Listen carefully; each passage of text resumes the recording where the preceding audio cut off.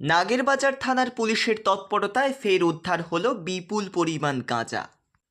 গোপন সূত্রে খবর পেয়ে গতকাল সন্ধ্যায় স্থানীয় নয়াপট্টি এলাকায় একটি জলের ট্যাঙ্কের সামনে সন্দেহজনকভাবে দাঁড়িয়ে থাকা একটি ম্যাটাডোর ভ্যান আটক করে পুলিশ।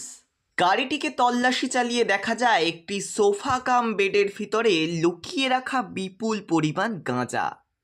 একদম সাইড একদম সাইড মাঝখানে হ্যাঁ একটু ঠেলে নাই ধরবো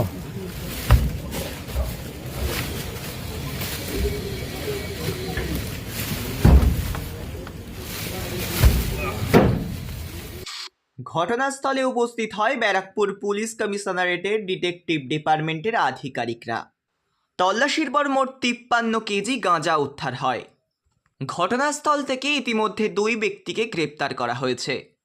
ধৃতদের স্বাস্থ্য পরীক্ষার পর আদালতে পেশ করা হবে এবং পুলিশের পক্ষ থেকে তাদের হেফাজতে নিয়ে জেরা করার আবেদন জানানো হবে।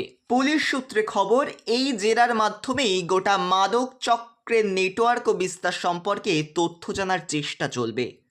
অভিযুক্তদের বিরুদ্ধে এনডিপিএস আইন অনুযায়ী মামলা রুজু হয়েছে।